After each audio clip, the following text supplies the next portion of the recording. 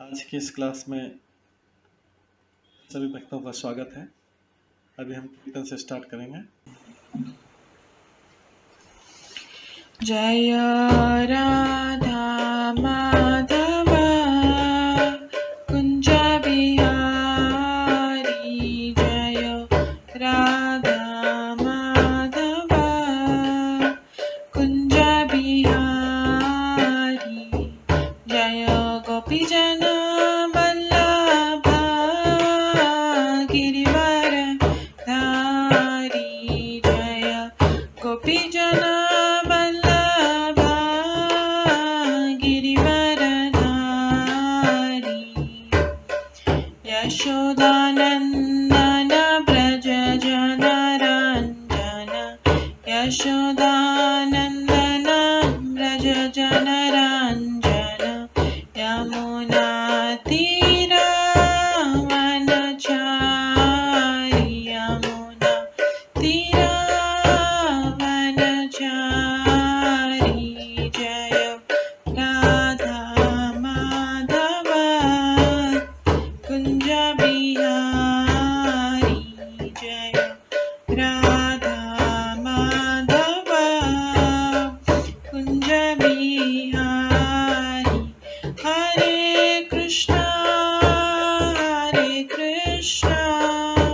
कृष्णा कृष्णा हरे हरे, हरे राम राम राम हरे हरे, हरे कृष्णा कृष्णा कृष्णा हरे हरे, हरे राम राम राम हरे हरे, हरे कृष्णा कृष्णा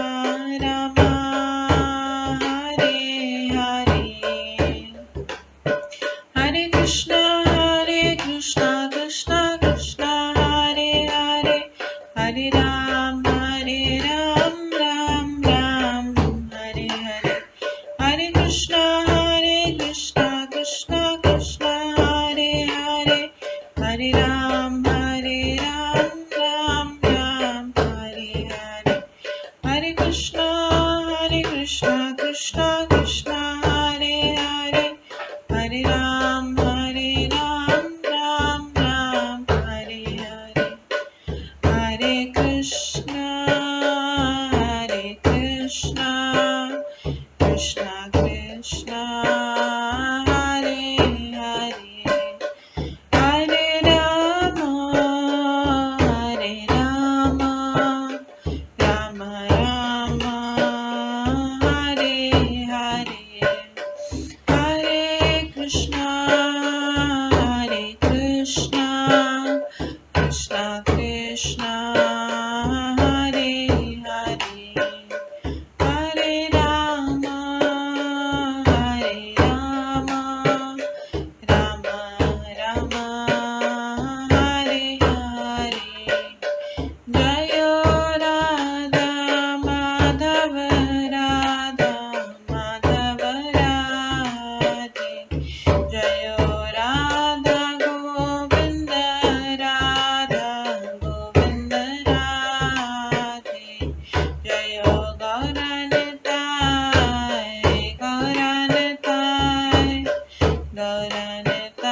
जय गौरनताय, जय जय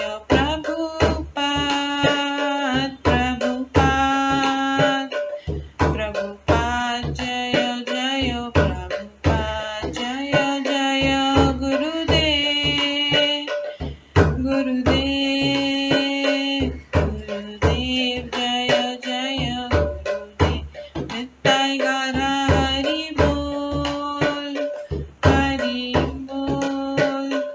हरि बोल नित्य गौर हरि बोल,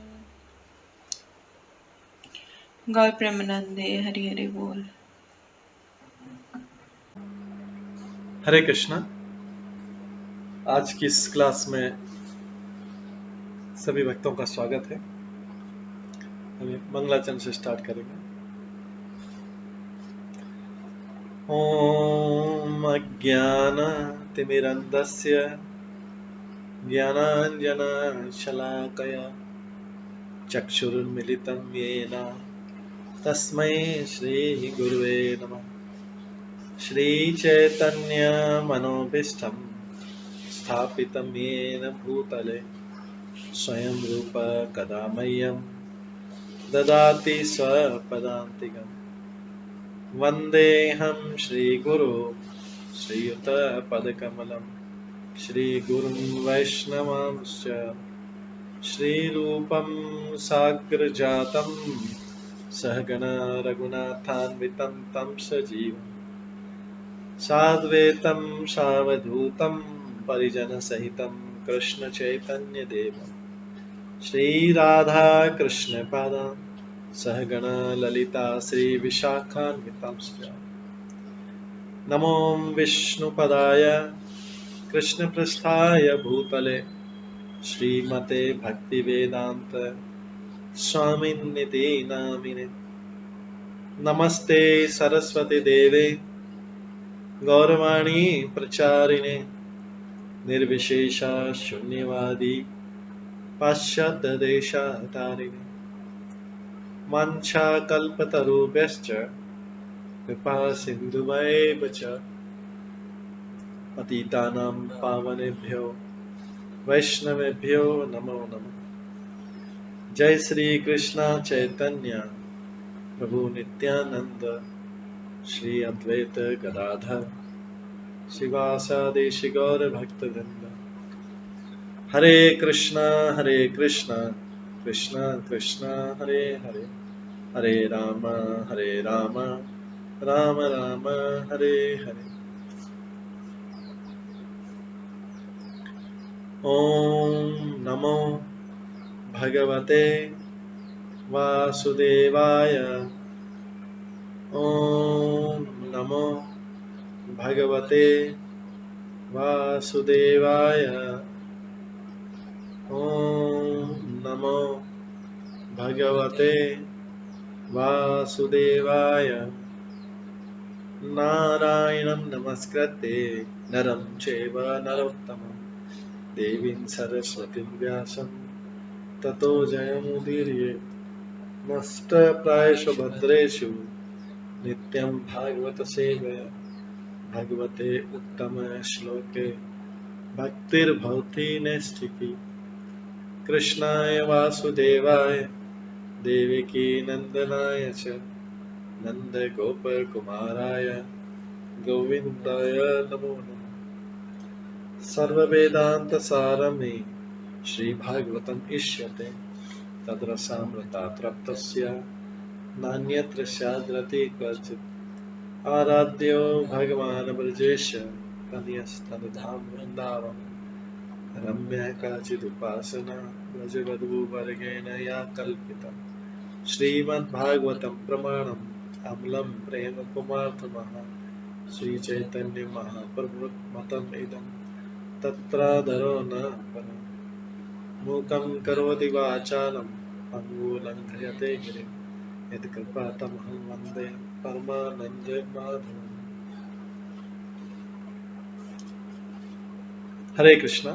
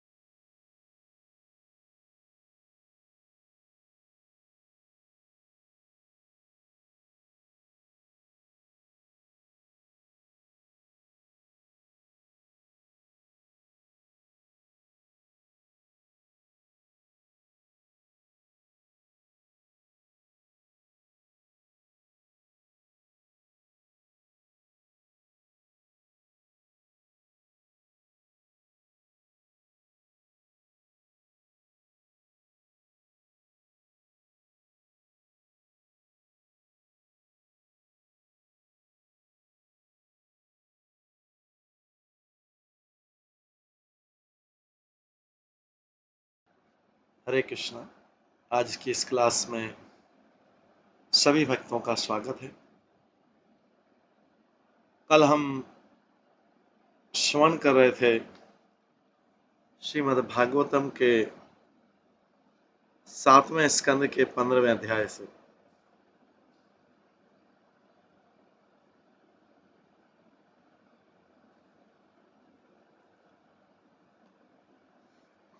जिसमें सुसंस्कृत मनुष्यों के लिए उपदेश,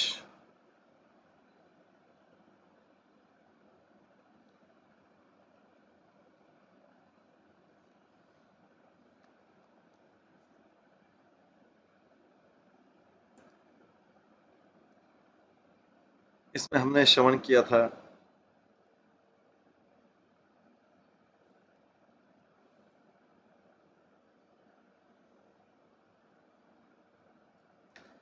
कि नारद मुनि युधिष्ठिर महाराज को उपदेश दे रहे हैं।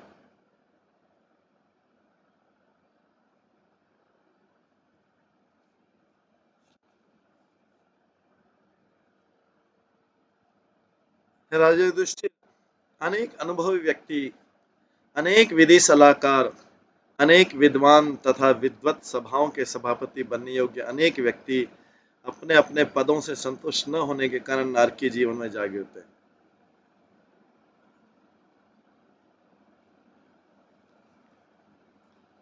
संकल्प पूर्वक योजनाएं बनाकर मनुष्य को इंद्रिय तृप्ति की कामपूर्ण इच्छाएं त्याग देनी चाहिए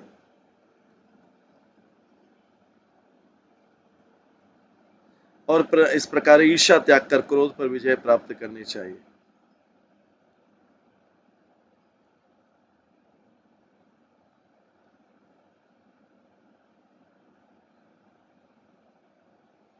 धन संग्रह करने के दोषों पर विचार विमर्श करके लोभ का परित्याग करना चाहिए और सत्य की विवेचना करके भय का त्याग करना चाहिए।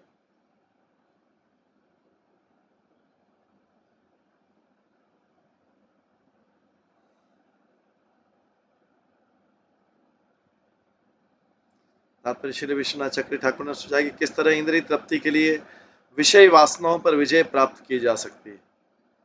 कोई भी मनुष्य स्त्रियों के विषय में सोचना नहीं छोड़ सकता, क्योंकि इस तरह सोचना स्वाभाविक है। सड़क पर चलते हुए अनेक स्त्रियां देखी हैं, किंतु यदि कोई स्त्री के साथ न रहने का संकल्प कर ले तो वह स्त्री को देखकर भी कामुक नहीं होगा। आगे बोलते हैं, आध्यात्मिक ज्ञान के विवेचन से शोक तथा मोह पर विजय प्राप्त की जा सकती है। महान भक्त की सेवा करके अहंकार रहित बना जा सकता है। मौन रहकर योग मार्ग के अवरोधों से बचा जा सकता है और इंद्रिय तृप्ति को रोक देने से ईर्ष्या पर विजय प्राप्त की जा सकती है।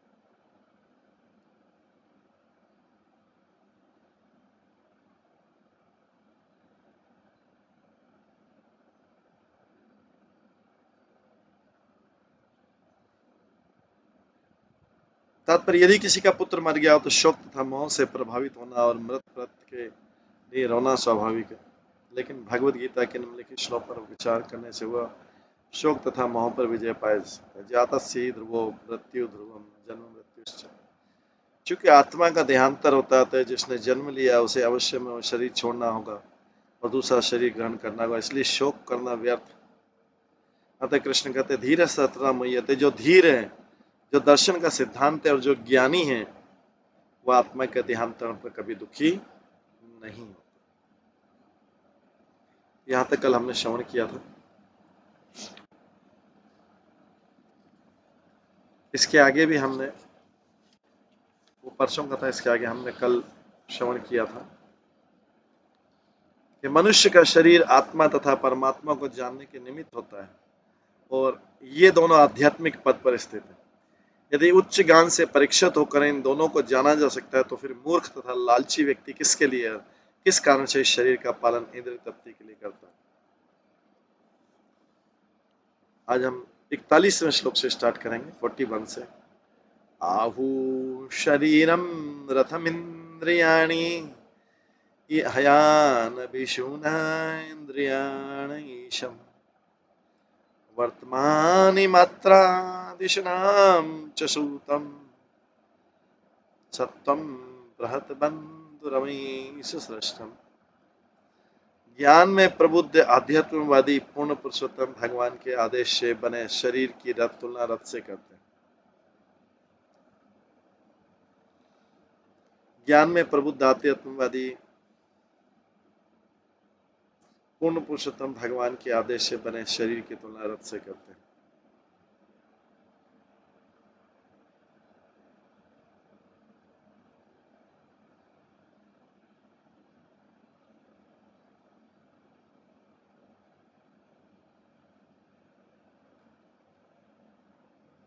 इंद्रियां घोड़ों के तुल्य है। इंद्रियों को स्वामी मन लगाम सदृश्य है।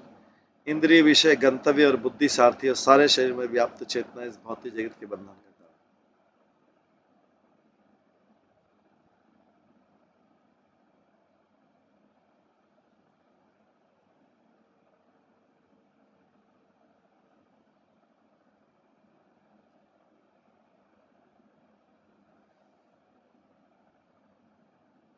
तात्पर्य भौतिकतावादी जीवन में मोहग्रस्त व्यक्ति के लिए इंद्रिय तृप्ति में लगे शरीर मन तथा इंद्रियां बारंबार जन्म मृत्यु जरा तथा रोग के बंधन के कारण।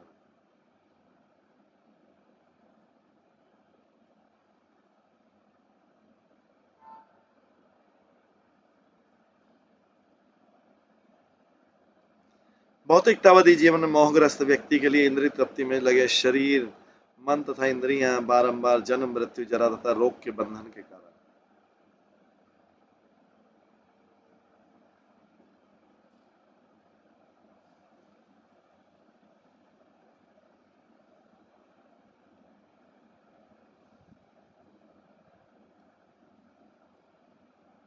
किंतु जो आत्मज्ञानी है उसके लिए उनके लिए वही शरीर इंद्रियां तथा मन मुक्ति के कारण।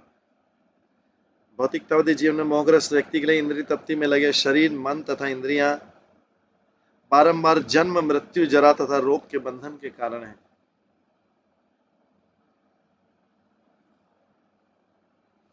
किंतु आध्यात्मवादी जो आत्मवादी ज्ञानी है उसके लिए वही शरीर वही इंद्रिय और वही मन मुक्ति के कारण।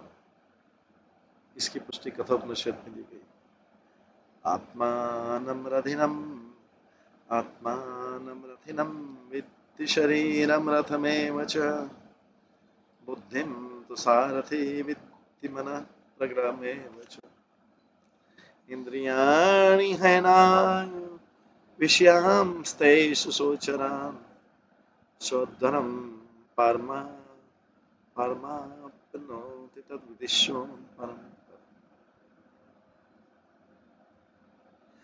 आत्मा शरीर रूपी रथ का स्वामी है।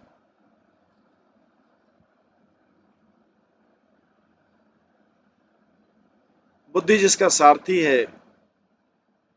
मन गंतव्य तक पहुंचने का संकल्प है। इंद्रिया घोड़े हैं और इंद्रिय विषय इसी कार्य में सम्मिलित।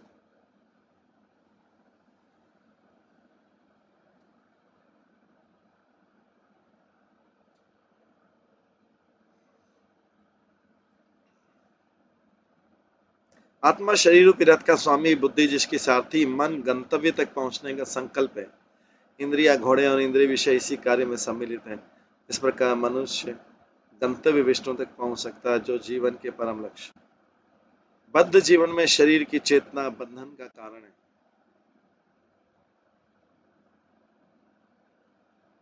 किंतु यही चेतना जब कृष्ण भावनावन पर रूपांतरित होती है तो यह सबों के लिए भगवद्धाम लौटने का कारण बनती है।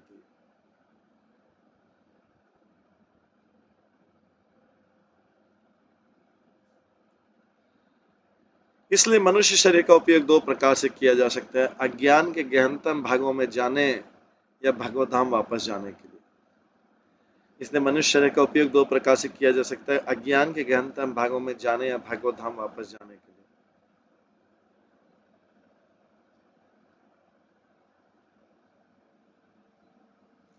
भगवत धाम जाने का मार्ग महत सेवा अर्थात स्वरूप सिद्ध गुरु स्वीकार करना है। महत सेवाम द्वारमाहु विमुक्ति। मुक्ति के लिए प्रामाणिक भक्तों के निर्देश मानना चाहिए क्योंकि वे ही पूर्ण ज्ञान प्रदान करते हैं।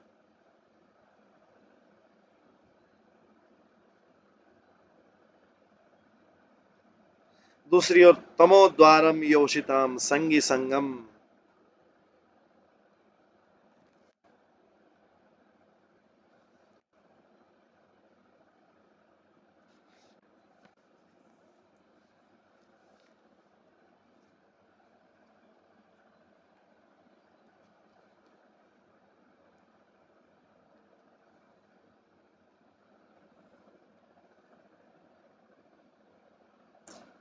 यदि संसार के गहनता मतलब नीचे भागों में जाना हो तो स्त्रियों के प्रति आसक्त पुरुष की संगति करता है। योषिताम संगी संगम, योषित शब्द का अर्थ है स्त्री। जो लोग अत्यधिक भौतिकतावादी होते हैं स्त्रियों पर आसक्त रहते हैं।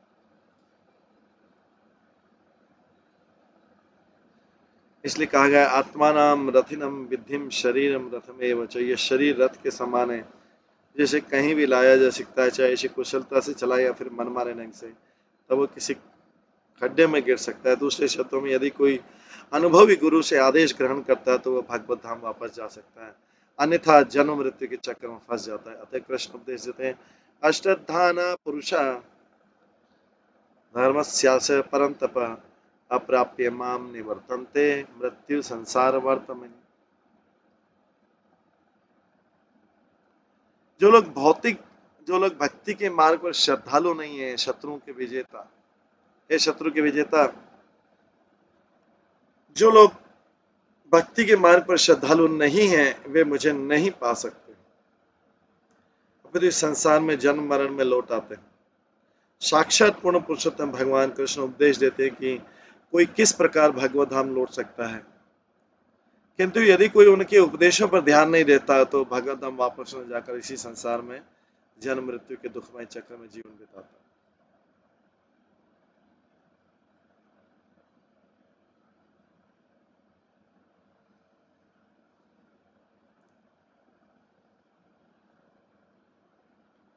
इसलिए अतएव अनुभवी अध्यात्मवादियों को सलाह दी गई कि शरीर को जीवन का परम लक्ष्य प्राप्त करने में लगाए रखें। शरीर को जीवन का परम लक्ष्य प्राप्त करने में लगाए रखें। स्वार्थ गति, जीवन का वास्तविक लक्ष्य तो भगवत धाम वापस जाना है।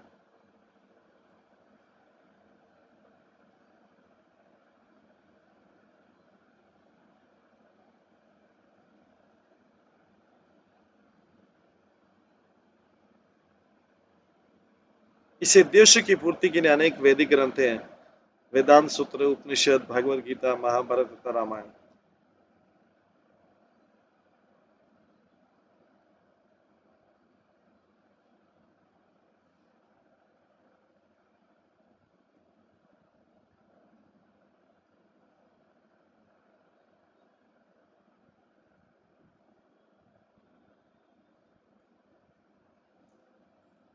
इस उद्देश्य की पूर्ति के लिए अनेक वैदिक ग्रंथ हैं, जैसे वेदांत सूत्र, उपनिषद, भगवद गीता, महाभारत तथा रामायण। मनुष्य को इन वैदिक ग्रंथों से शिक्षा ग्रहण करनी चाहिए और निवृत्ति मार्ग का अभ्यास करना चाहिए, तभी उसका जीवन सफल हो सकेगा। शरीर तभी महत्वपूर्ण है जब तक उसमें चेतना है।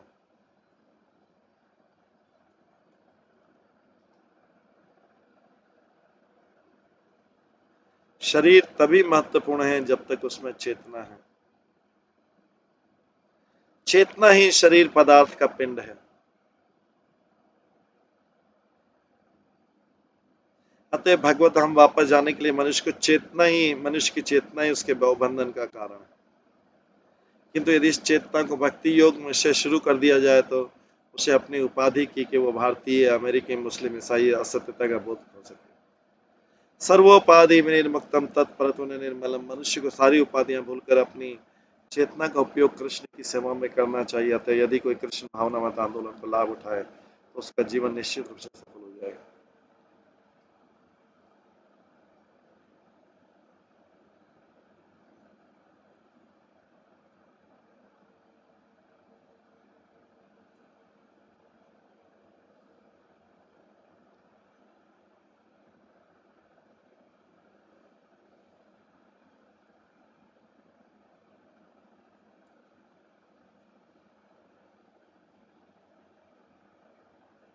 अक्षम दश प्राणमधर्म धर्मो चक्रे अभिमानम रथिनम च जीवम धनो हि तस्य प्रणवं पठन्ति शरं तु जीवं परमेव लक्ष्यम्।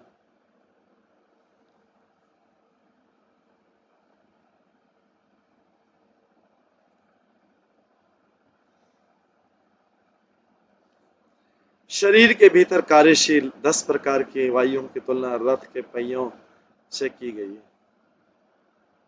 शरीर के भीतर कार्यशील 10 प्रकार की वायुओं की तुलना रथ के 10 आरों से, जो नीचे व्हील में स्पोक रहते हैं, पहिए में जो तीलियां रहती है, और उस पहिए के ऊपरी तथा निचले भाग धर्म तथा अधर्म कहलाते हैं।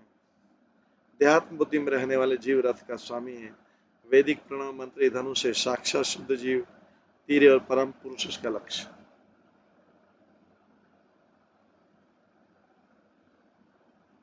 तात्पर्य शरीर के भीतर 10 प्रकार की वायुओं का संचार सदा होता रहता है। उनके नाम है प्राण, अपान, समान, व्यान, उदान, नाग, कूर्म, क्रकल, देवदत्त तथा धनंजय। उसकी तुलना यहाँ रथ के पहियों के आरोह से की गई है।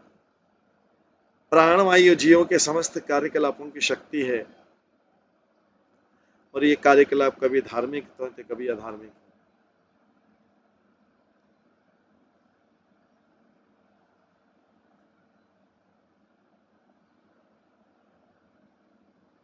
इस प्रकार धर्म तथा अधर्म रथ के पहियों के ऊपरी तथा निचले भाग कहे जाते हैं। जब जीव भगवत धाम जाने का निश्चय करता है तो उसका लक्ष्य पूर्ण पुरुषोत्तम भगवान रहता है।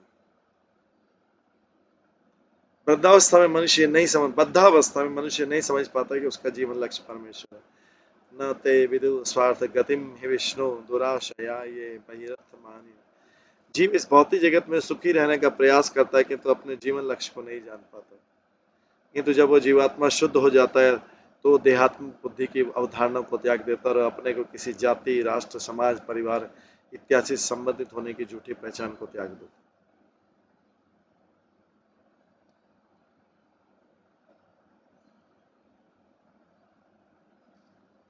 सर्वोपाधि विनिर्मुक्तम तत्परत्व निर्मलम। तब वो अपने विमल जीवन का तीर लेकर प्रणव या हरे कृष्ण मंत्र के दिव्य कीर्तन रूपी धनुष की सहायता से अपने आप को पूर्ण पुरुषोत्तम भगवान की ओर फेंकता है। श्री विश्वनाथ चक्री ठाकुर ने टीका की कि चूंकि इस श्लोक में धनुष और बाण शब्द आए आते हैं, कोई ये तर्क कर सकता है कि पूर्ण पुरुषोत्तम भगवान तथा जीव परस्पर शत्रु हो गए। यद्यपि पूर्ण पुरुषोत्तम भगवान जीव का तथाकथित शत्रु बन सकता है, किंतु यह भगवान का वीर रस से युक्त विनोद। उदाहरण, भगवान ने भीष्म से युद्ध किया, और जब भीष्म ने कुरुक्षेत्र के युद्ध में भगवान के शरीर को तीरों से बेच डाला तो 12 प्रकार के भावों में से एक प्रकार के विनोद भाव या संबंध था, वीर रस में।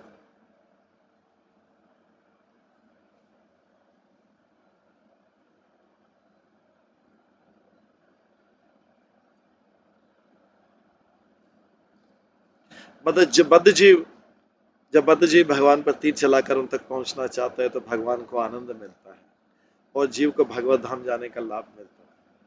इस संबंध में दिया गया दूसरा उदाहरण अर्जुन का, जिसने आधार मीन या चक्र के भीतर लगी मछली को वेद कर द्रौपदी की संगति प्राप्त की।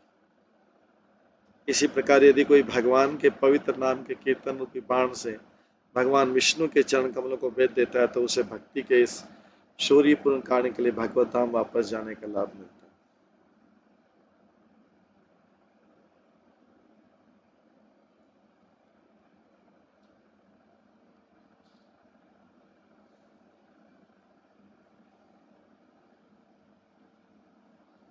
रागो द्वेषश्च लोभश्च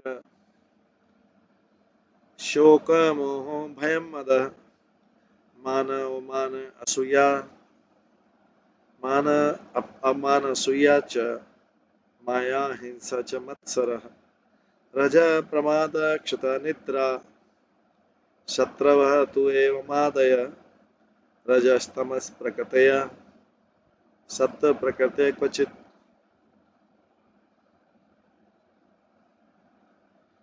बद्ध अवस्था में मनुष्य की जीवन संबंधी अवधारणाएं कभी कभी कामेच्छा तथा ज्ञान के कारण दूषित हो जाती है।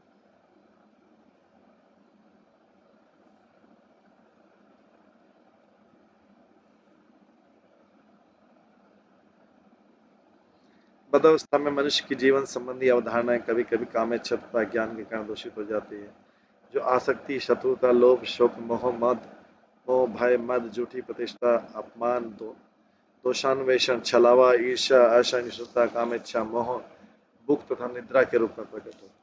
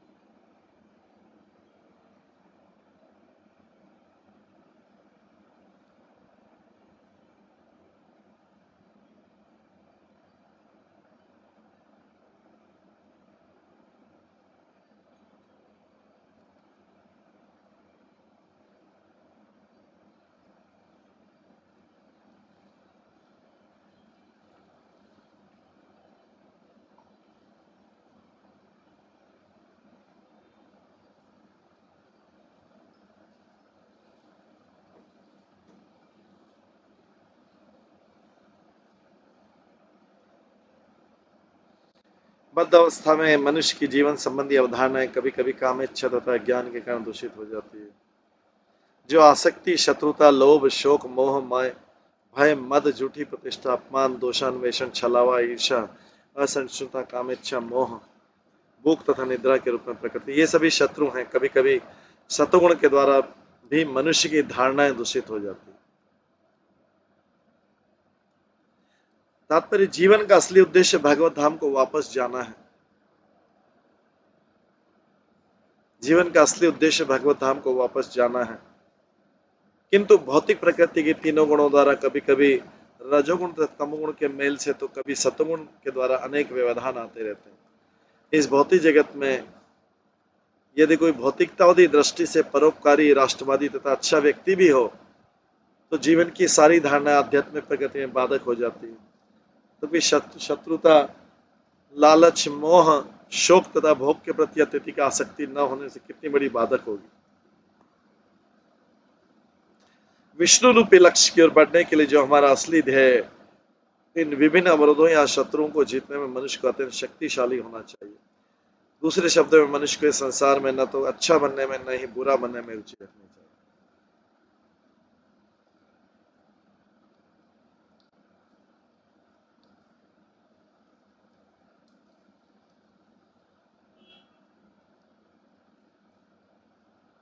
इस भौतिक जगत में तथाकथित अच्छाई तथा बुराई एक से एक, क्योंकि वे प्रकृति के तीनों गुणों से उत्पन्न होते हैं और मनुष्य को प्रकृति पार जाना चाहिए। यहाँ तक कि वैदिक अनुष्ठान भी प्रकृति के तीन गुणों से उत्पन्न होते हैं। वैदिक अनुष्ठान भी प्रकृति के तीन गुणों से उत्पन्न होते हैं। अतः कृष्ण अर्जुन को सलाह दी, त्रैगुण्य विषया वेदा निस्त्रय गुणीय भवार्जुन निर्द्वंदो सत्वस्थो निर्युक्षेमात्मा।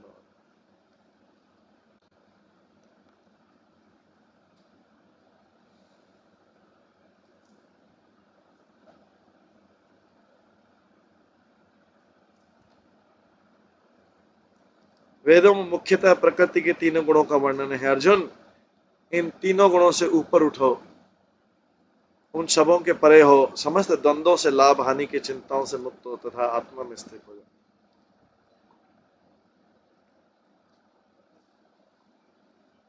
भगवान ने भगवद गीता में अन्यत्र भी कहा, उर्दु गच्छन्ति सत्वास्था। यदि कोई बहुत अच्छा व्यक्ति बन जाता है, अर्थात यदि वो सत्वगुणी होता है, तो उच्च लोगों को जा सकता है। और यदि इस प्रकार वो रजो तथा तमोगुण से दूषित रहता है, तो इसी जगत में बन सकता है या फिर पशु जगत में गिर सकता है।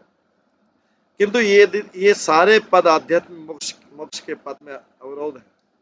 अतः श्री चैतन्य महाप्रभु कहते हैं, ब्रह्मांड भ्रमित कौन, भाग्यवान जीव।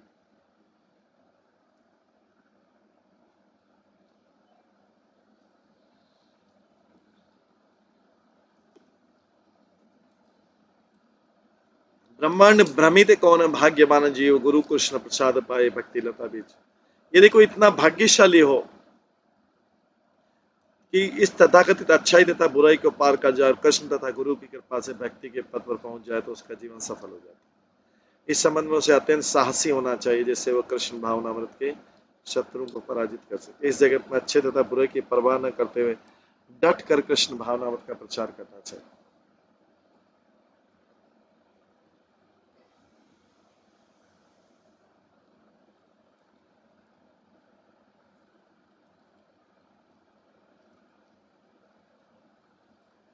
यावन्न कार्य रथमात्मवश उपकल्पमम्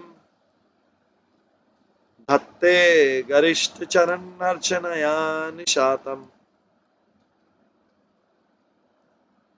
ज्ञानासिमच्युत बलः ददत् अस्तशत्रु स्वानंद तुष्ट प्रशांत इदम विजयात्। जब तक मनुष्य को इस शरीर और उसके विभिन्न अंगों तथा साज सामान सहित जो पूर्णतः अपने वश में नहीं है स्वीकार करना है, जब तक मनुष्य को इस शरीर को उसके विभिन्न अंगों तथा साज सामान सहित जो पूर्णतः वश में नहीं स्वीकार करना है, तब तक उसे अपने श्रेष्ठ जनों, अपने गुरु तथा गुरु के पूर्ववर्ती आचार्यों के चरण कमलों को धारण करना चाहिए। उनकी कृपा से वह ज्ञान की तलवार को तेज कर सकता है और भगवत कृपा के बल पर तब वो अपने शत्रुओं को पराजित हो सकता है।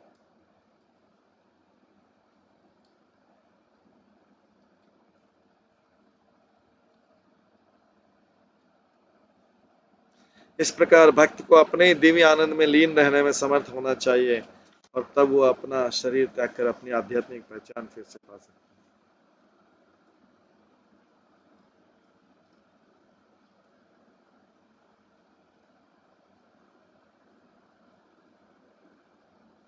तात्पर्य भगवान ने भगवद गीता में कहा, जन्म कर्म च में दिव्यम एवं यो वेति तत्वतः त्यक्ता देह पुनः जन्म नेति मामेति अर्जुन। अर्जुन, जो मेरे प्राकृतिक तथा कार्यों की दिव्य प्रकृति को जानता है, वो शरीर छोड़ने पर इस जगत में पुनः जन्म धारण नहीं करता, अपितु मेरे नित्य धाम को प्राप्त होता है। यह जीवन की सर्वोच्च सिद्धि है और मानव शरीर इसी उद्देश्य के लिए। श्रीमद् भागवतम के 11वें स्कंद के 20वें अध्याय के 17वें श्लोक में कहा गया, नृदेह माद्यम सुलभम सुदुर्लभम प्लवम सुकल्पम गुरुकर्णधारम मयानुकूलेन नमस्तेरितं पुमान् भवाब्दीन तरेस्तात्मः।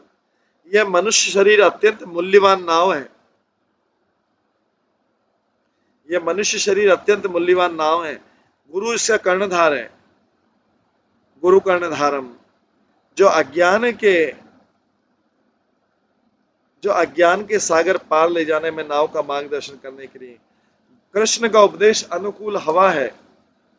मनुष्य को अज्ञान सागर पार करने के लिए सुविधाओं का उपयोग करना चाहिए, क्योंकि गुरु ही कर्णधार आता है। गुरु की सेवा निष्ठापूर्वक की जानी चाहिए, जिससे उनकी कृपा से परमेश्वर की कृपा प्राप्त हो सके।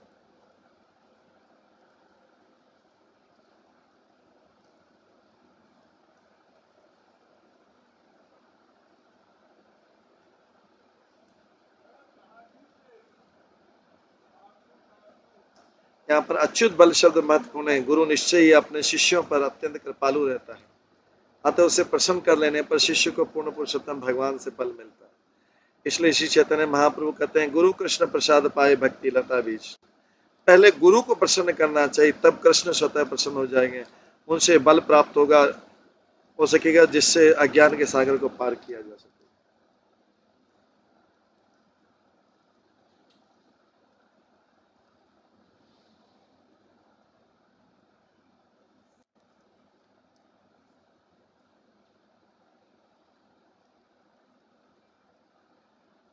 यदि कोई सचमुच भगवत धाम वापस जाने का इच्छुक है, तो उसे गुरु को प्रसन्न करके काफी बलशाली हो जाना चाहिए, क्योंकि तभी उसे शत्रु को जीतने के लिए हथियार मिल सकेगा और साथ ही मिलेगी कृष्ण की कृपा। केवल ज्ञान रूपी हथियार पा लेना पर्याप्त नहीं है। उसे अपने गुरु की सेवा करके तथा उसके आदेशों का पालन करके इस हथियार को भी तेज करना है, तभी उससे पूर्ण पुरुषोत्तम भगवान की कृपा मिल सकेगी।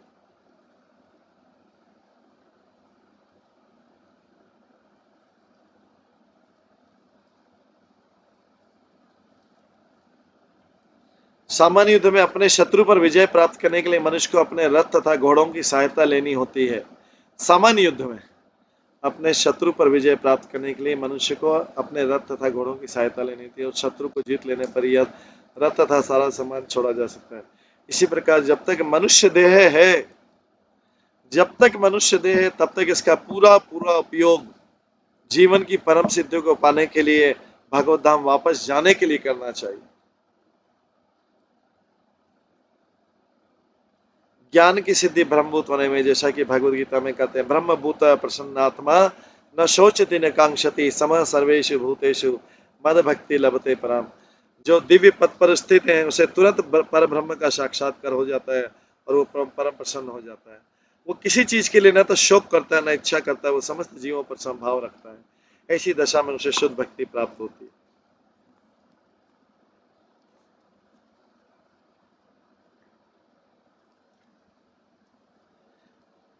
निर्विशेषवादियों के समान ज्ञान के अनुशीलन मात्र से जैसा निर्विशेषवादी करते हैं माया के चंगुल से नहीं निकला जा सकता है, उसे भक्ति का पद प्राप्त करना होता है। भक्त्या माम विजानाति यावं चश्मासि तत्त्वतः ततो माम तत्त्वतो ज्ञाता विशते तदंतरम। केवल भक्ति द्वारा परम पुरुष को यथार्थ रूप से समझा जा सकता है। और जब ऐसी भक्ति से कोई परमेश्वर की पूर्ण चेतना में रहता है तो भगवत धाम में प्रवेश कर सकता है।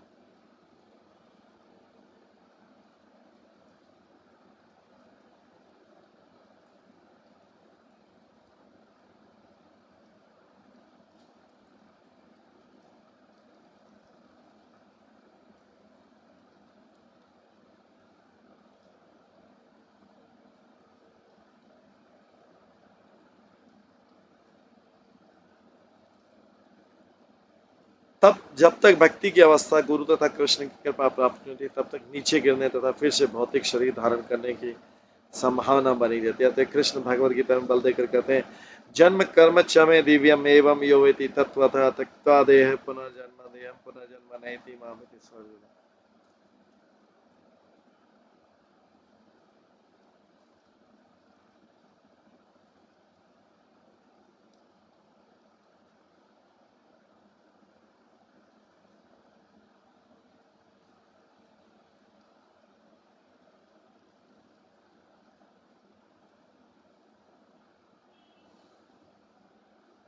अतः कृष्ण भगवद गीता में फिर बल देकर कहते हैं, जन्म कर्म च मे दिव्यम एवं यो वेति तत्वतः त्यक्त्वा देह पुनर्जन्म नैति मामेति सर्वदा। हे अर्जुन, जो मेरे जन्म तथा कर्म की दिव्य प्रकृति को जानता है वह शरीर छोड़ने पर इस जगत में पुनः जन्म धारण नहीं करता, अपितु मेरे नित्य धाम को प्राप्त होता है।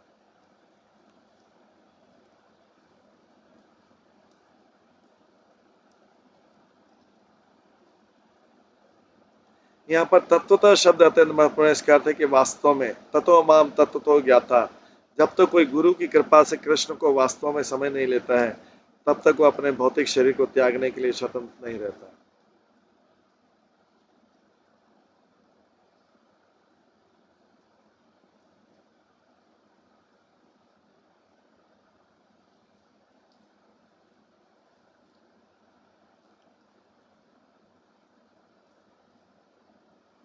जैसे कि कहा गया, आरुह्य कृच्छ्रेण परम पदम ततः पतन्ध्ययो आदात युष्मदंग। यदि मनुष्य कृष्ण के चरण कमलों की सेवा करने में लापरवाही करता है, यदि मनुष्य कृष्ण के चरण कमलों की सेवा करने में लापरवाही करता है तो केवल ज्ञान के बल पर भव बंधन से मुक्त नहीं हो सकता।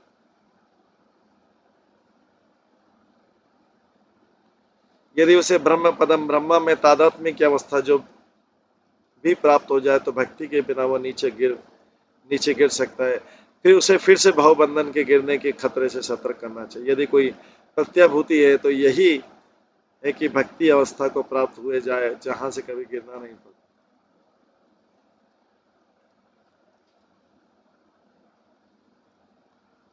तब वो भौतिक जगत के कार्यकलापों से मुक्त हो जाता है। संक्षेप में जैसा कि श्री चैतन्य महाप्रभु ने कहा है, मनुष्य को चाहिए कि कृष्ण भावनामत की परंपरा में चले आ रहे प्रामाणिक गुरु से संपर्क करें, क्योंकि उन्हीं की कृपा तथा उपदेशों से कृष्ण से बल प्राप्त हो सकेगा।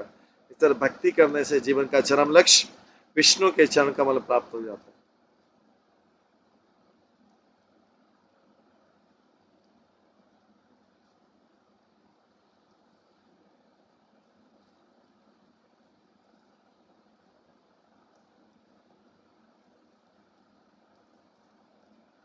इस श्लोक में 11 सीमा च्युत बल शब्द महत्वपूर्ण है। 11 सीमा अर्थात ज्ञान रूपी तलवार कृष्ण द्वारा दी जाती है।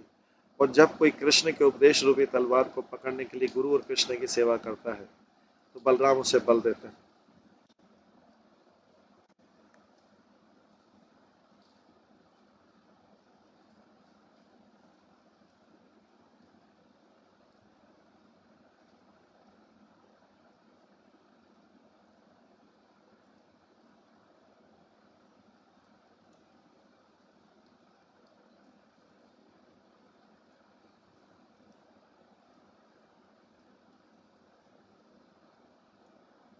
बलराम नित्यानंद ने ब्रजेंद्र नंदन जय शचि सुत हेल सही बलराम हेल नेता है।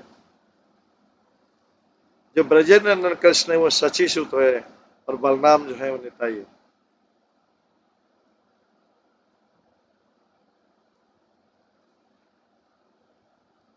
बल अर्थात बलराम श्री चैतन्य महाप्रभु के साथ आता है और ये दोनों इतने कृपालु हैं कि इस कलयुग में कोई भी सुगमता से उनके चरण कमलों की शरण ग्रहण कर सकता है। वे विशेषतर इस युग की पतितात्मा का उद्धार करने के लिए आते हैं। पापी तापी यत छिल हरि नामे उद्धारिल।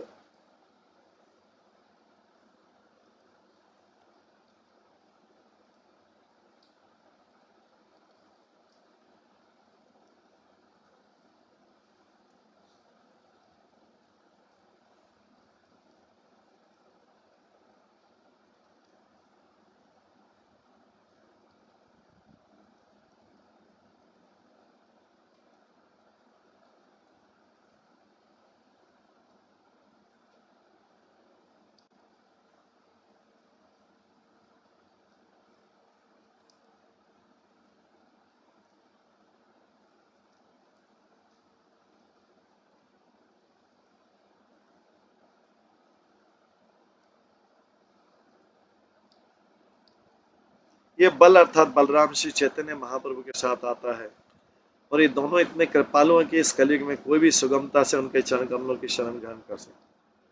वे विशेषतर इस युग की पतितात्मा को उद्धार करने के लिए आते हैं। पापी तापी यत छिल हरि नामे उद्धारिल। उनका हथियार संकीर्तन या हरि नाम है। इस तरह मनुष्य को कृष्ण से ज्ञान रूपी तलवार ग्रहण करके तथा बलराम की कृपा से बलिष्ठ बनना चाहिए। इसलिए हम वृंदावन में कृष्ण बलराम की पूजा कर रहे हैं। मुंडक उपनिषद में कहा गया नायमात्मा बलहीनेन लभ्यो न च प्रमादात् तपसोऽवाप्ति लिंगात् एते रूपाय ततयस्तु विद्वान् स्तयेष आत्मा विशते ब्रह्मधाम।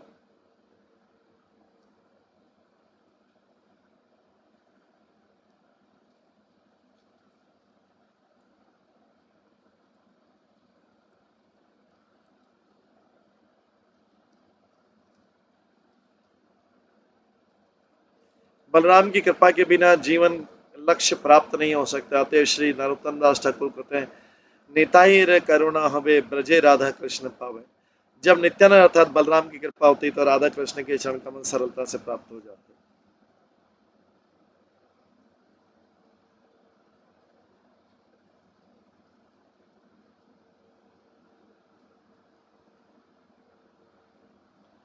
से संबंध नहीं जार वृथा जन्म गेल तार विद्या कोले की करीबे तार।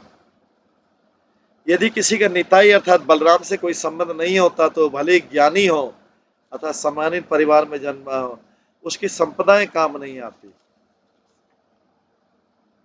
उसकी जो संपदाएं हैं वो काम नहीं आती।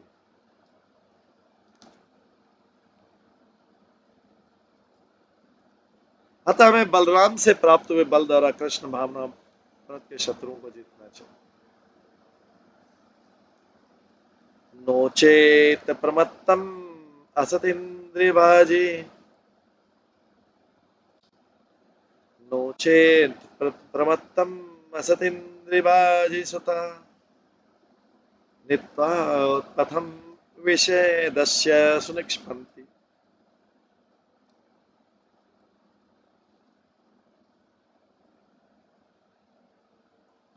तेदास्य वसा हयसूतममुं तमन्धे संसार कूपे हुरुमृत्यु भये क्षिपन्ति।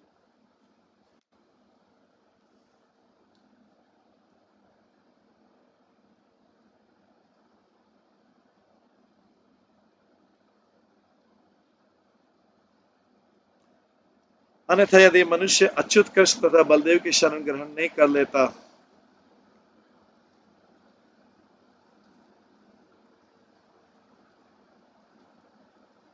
तो इंद्रिया रूपी घोड़े तथा बुद्धि रूपी सारथी दोनों ही भौतिक कलमश के प्रति उन्मुख होने से अनजाने ही शरीर रूपी रथ को इंद्रिय तृप्ति के मार्ग पर लाकर खड़ा कर देते हैं।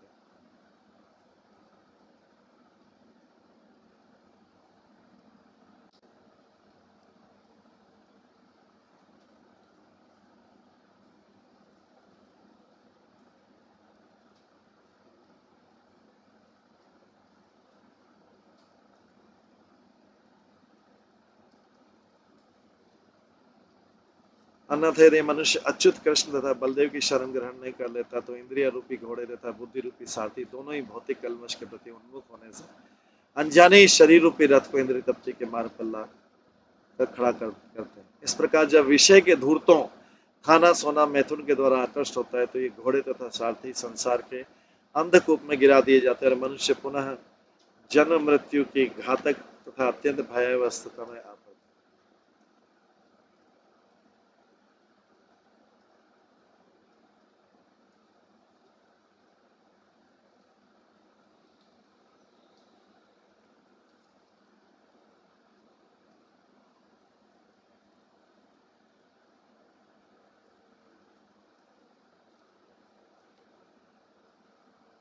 तात्पर्य गौर निताई कृष्ण बलराम की रक्षा के बिना मनुष्य संसार के अज्ञान रूपी अंधकूप से बाहर नहीं निकल सकता। इसका संकेत यहाँ नोचिस शब्द से मिलता है जिसका अर्थ है मनुष्य सदा भौतिक संसार के अंधकूप में रहता रहेगा। जीव को निताई गौर अर्थात कृष्ण तथा बलराम से बल प्राप्त करना चाहिए। निताई गौर की कृपा के बिना अज्ञान के इस अंधकूप से निकलने का कोई रास्ता नहीं। जैसा कि चैतन्य चरितामृत में कहा गया है, वंदे श्री कृष्ण चैतन्य नित्यानंद सहयोदितो गौड़दये पुष्पवंतो चित्रो छंदो तमो दुनो।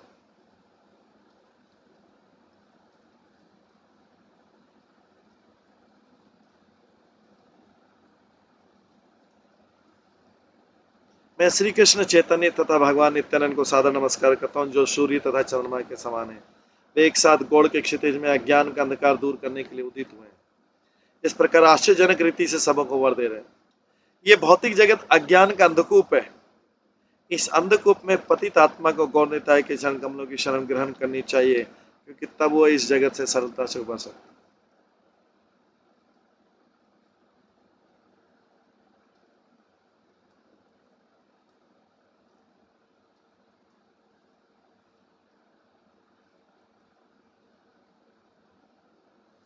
उनके बल के बिना मीमांसात्मक ज्ञान के बल पर भौतिकता के बंधन से निकलने का प्रयास होता है।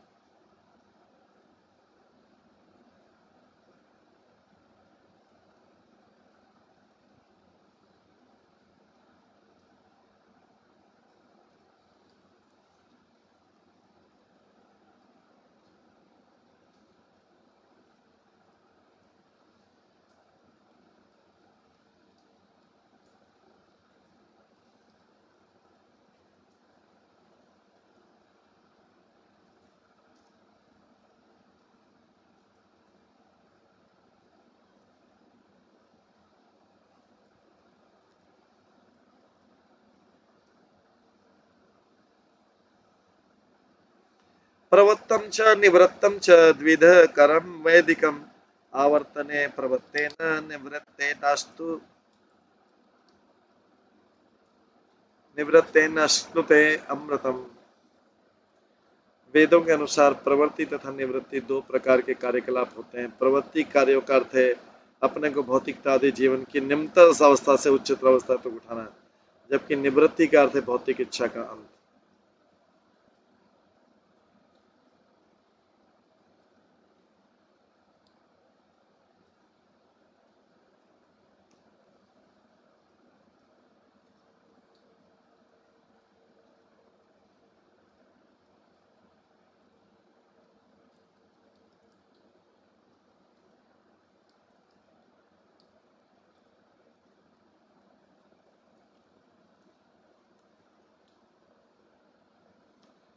वेदों के अनुसार प्रवृत्ति तथा निवृत्ति दो प्रकार के कार्यकलाप होते हैं। प्रवृत्ति कार्यों का अर्थ है अपने को भौतिकतावादी जीवन की निम्नतर अवस्था से उच्चतर अवस्था को उठाना, जबकि निवृत्ति का अर्थ है भौतिक इच्छा का अंत। प्रवृत्ति कार्यों से मनुष्य भौतिक बंधन में कष्ट उठाता है और किंतु निवृत्ति कार्य से शुद्ध हो जाता है, नित्य आनंदमय जीवन को भोगने के योग्य बनता है।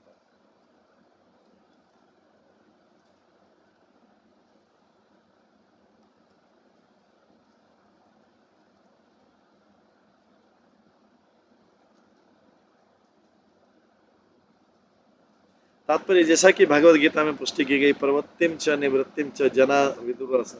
असुर या भक्त प्रवृत्ति तथा निवृत्ति के अंतर को नहीं जानते।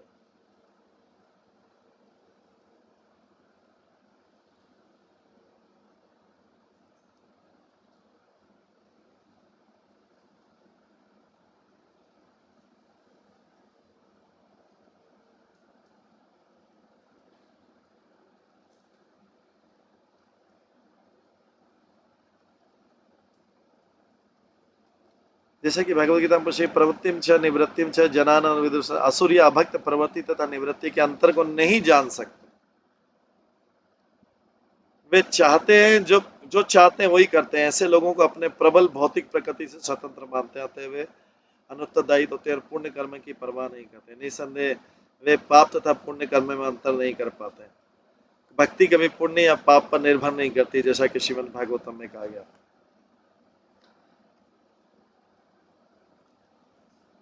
सबे पुंसा परो धर्मो यतो भक्ति रदुक्षजय अहितु की प्रति हताये आत्मा सुप्रसिद्ध थी। सारी मानवता का परम धर्म है जिसमें मनुष्य दिव्य भगवान की प्रेमा भक्ति कर सके। ऐसी भक्ति आत्मा को पूर्ण तुष्ट करने के लिए अहेतु की तथा अप्रतिहत होना चाहिए। फिर भी जो लोग पुण्य कर्म करते हैं उनके भक्त बनने की संभावना अधिक है, जैसा कि भगवद गीता में कृष्ण कहते हैं चतुर्वेदा भजन्ते माम जना सुकृति न अर्जुना। हे अर्जुन, 4 प्रकार के पुण्यात्मा लोग मेरी भक्ति करते हैं।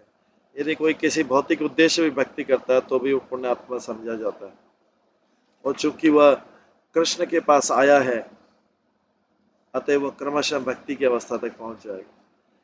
तब वो ध्रुव महाराज की भांति भगवान से कोई भौतिक वरदान स्वीकार करने से इनकार कर देगा।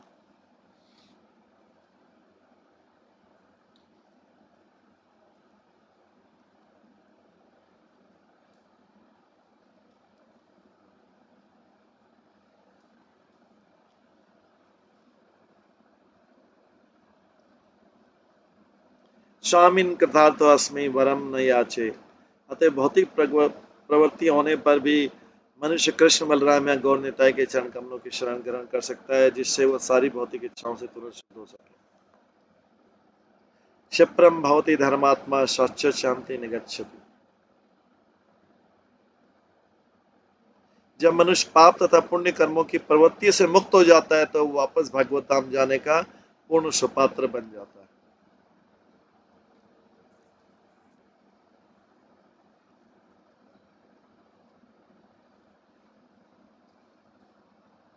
आगे बोला गया हिंसम द्रव्यमयम काम्यम अग्नि पुत्रादि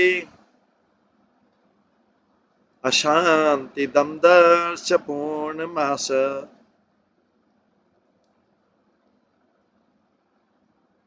हिंसम द्रव्यमयम काम्यम अग्निहोत्रादि अशांति दमम दर्शश्च पूर्णमास चातुर्मास्यम पशुसुत। एतत् इष्टं प्रवताख्यं हुतं प्रभूतं च एव च पूर्तं सुरालयाराम को पाजिव्यादि लक्षण। अग्निहोत्र यज्ञ, दर्श यज्ञ, पूर्णमास यज्ञ, चातुर्मास यज्ञ, पशु यज्ञ तथा सोम यज्ञ नामक सारे अनुष्ठानों तथा यज्ञों की विशेषता पशुओं का वध करना तथा अनेक मूल्यवान पदार्थों को, विशेष से अन्नों को जलाना, ये सभी भौतिक इच्छाओं की पूर्ति के लिए संपन्न किए जाते हैं तथा ये चिंता उत्पन्न करते हैं।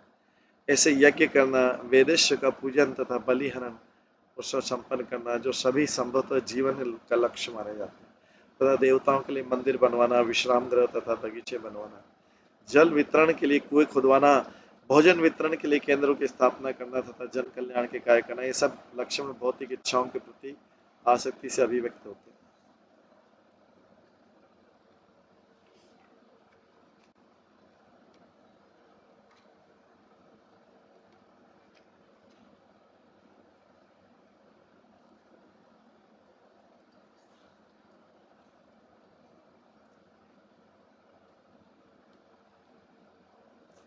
द्रव्य द्रव्य सूक्ष्म व्यापाकस्य धूमो रात्रि परक्ष अयनम दक्षिणम सोमो दर्श औषधि विरुद्ध अन्नमरेत इति क्षमेक्ष पित्र यान पुनर्भव एकेश एकस्येना पूर्व भूत्वा बुद्धि जायते।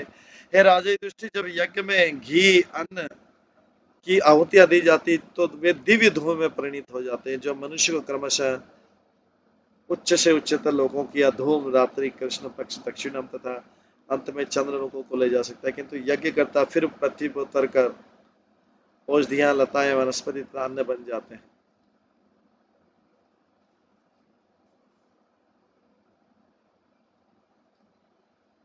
तब वे विभिन्न जीवों द्वारा खाए जाते हैं और वीर्य में परिणत हो जाते हैं, जिसे मादा शरीर में प्रविष्ट किया जाता है। इस प्रकार मनुष्य पुनः पुनः जन्म लेता है।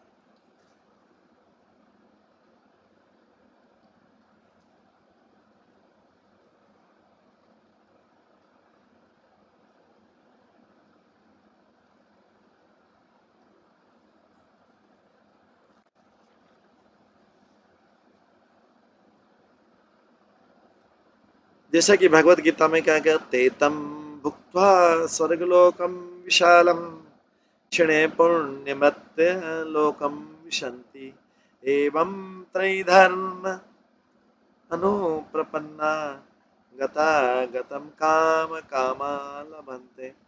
अब प्रवृत्ति के मार्ग के अनुयायी स्वर्गीय के इंद्रिय सुख भोग चुकते हैं तो वे पुनः इस मृत्यु लोक में वापस लौट जाते हैं। इस प्रकार वैदिक नियमों के द्वारा ये केवल क्षणिक सुख प्राप्त करते हैं। प्रवृत्ति मार्ग का अनुकरण करते हुए स्वर्ग जाने के इच्छुक जीव नियमित रूप से यज्ञ करता है। वो किस प्रकार ऊपर नीचे आता जाता है इसका वर्णन श्रीमद् भागवतम में तथा भगवद गीता में हुआ है। यह भी कहा गया त्रैगुण्य विषया वेदा। वेदों में मुख्यतः भौतिक प्रकृति के 3 गुणों की चर्चा है। वेदों में से 3 वेद सामवेद, यजुर्वेद तथा ऋग्वेद उच्च लोकों तक जाने और वापस आने का विशद वर्णन करते हैं। लेकिन कृष्ण अर्जुन को उपदेश देते त्रैगुण्य विषया वेदा निस्त्रैगुण्य भावार्जुना। प्रकृति के 3 गुणों को पार कर लेने पर ही जन्म मृत्यु के चक्र से विमुक्त हुआ जा सकता है। अन्यथा भले कोई चंद्रलोक जैसे उच्च लोक को चला जाए किंतु उसे पुनः नीचे आना पड़ता है। क्षीणे पुण्य मत्य लोकम विशन्ति। जब पुण्य कर्मों के फलस्वरूप मनुष्य का सुख समाप्त हो जाता है तो वर्षा के रूप में इस लोक में लौट आता है और सर्वप्रथम वृक्ष या लता के रूप में जन्म लेता है, जिसे मनुष्य समस्त विधि पवित्र पशु खाते हैं और वीर में बदलता है और वही वीर मादा के शरीर में जाकर जीव को जन्म देता है। जो लोग पृथ्वी पर इस प्रकार लौटते हैं विशिष्ट ब्राह्मण जैसे उच्च परिवारों में जन्म लेते हैं।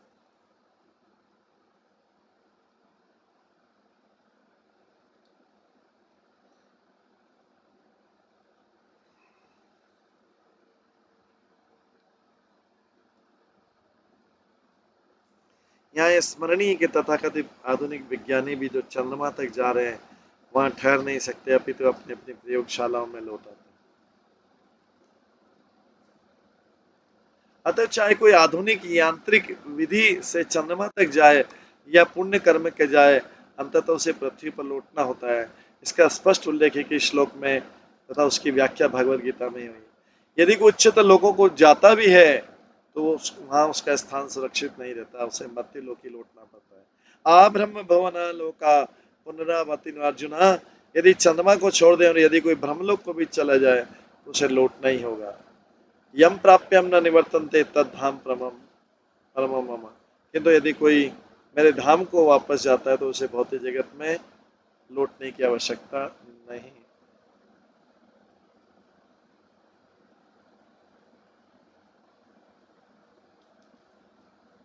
इस प्रकार से नारद मुनि युधिष्ठिर महाराज को सुसंस्कृत कल्चर्ड मनुष्य उनके लिए उपदेश दे रहे हैं।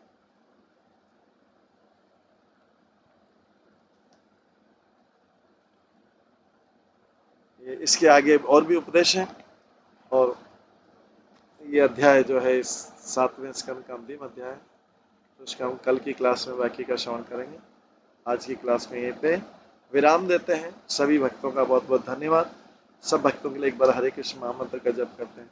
हरे कृष्णा कृष्णा कृष्णा हरे हरे, हरे राम राम राम हरे हरे। श्रीमद् भागवतम महापुराण की जय। श्रील प्रभुपाद की जय। सभी भक्तगणों की जय।